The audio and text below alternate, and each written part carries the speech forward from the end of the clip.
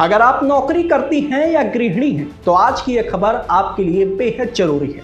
अक्सर लोगों के मन में सवाल होता है कि सरकार की योजनाओं का ज्यादा फायदा किसे मिलता है, वर्किंग वुमेन को या हाउसवाइफ को? क्या दोनों के लिए अलग अलग सुविधाएं हैं? तो आइए जानते हैं वर्किंग वुमेन को क्या क्या मिलता है। अगर आप नौकरी करती हैं और पात्रता पूरी करती हैं तो आपको कानून और आपकी नौकरी की शर्तों के अनुसार कई सुविधाएं मिल सकती हैं।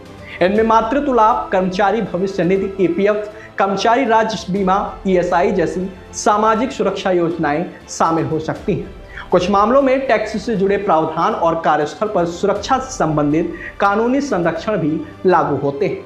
यह इस बात पर निर्भर करता है कि आप किस क्षेत्र में कार्यरत हैं और आपकी नौकरी किस प्रकार की है। अब बात करते हैं हाउसवाइफ्स के लिए क्या है। अगर आप गृहिणी हैं तो इसका मतलब यह नहीं कि आपके लिए कोई सरकारी योजना नहीं है।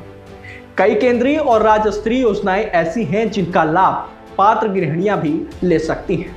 उदाहरण के तौर पर उज्ज्वला योजना, स्वयं सहायता समूहों के माध्यम से स्वरोजगार, कौशल विकास कार्यक्रम, जनधन खाते से जुड़ी सुविधाएं और राज्य सरकारों कुछ महिला कल्याण योजनाएं पात्रता के आधार पर उपलब्ध हो सकती हैं।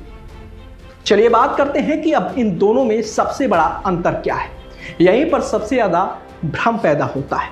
वर्किंग वुमेन को नौकरी से जुड़े कानूनी और सामाजिक सुरक्षा लाभ मिल सकते हैं, जबकि हाउसवाइफ के लिए उपलब्ध सहायता अधिकतर कल्याणकारी योजनाएं, स्वयं सहायता समूहों, कौशल विकास और राज्य सरकारों की पात्रता आधारित योजनाओं पर निर्भर करती है। यानी यह कहना सही नहीं होगा कि एक वर्ग को हमेशा दूसरे से ज्यादा सरकारी फायदा मिलता है।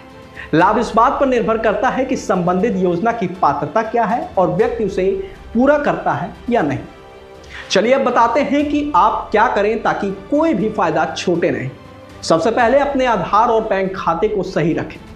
अगर किसी योजना में DBT की व्यवस्था है तो आवश्यक जानकारी अपडेट होना जरूरी हो सकता है।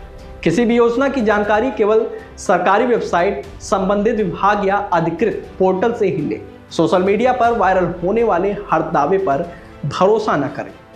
तो अब आप समझ गए होंगे कि वर्किंग वुमेन और हाउसवाइफ दोनों के लिए अलग अलग तरह की सरकारी सुविधाएं और योजनाएं उपलब्ध हो सकती हैं, लेकिन उनका लाभ पात्रता और योजना की शर्तों के अनुसार ही मिलता है।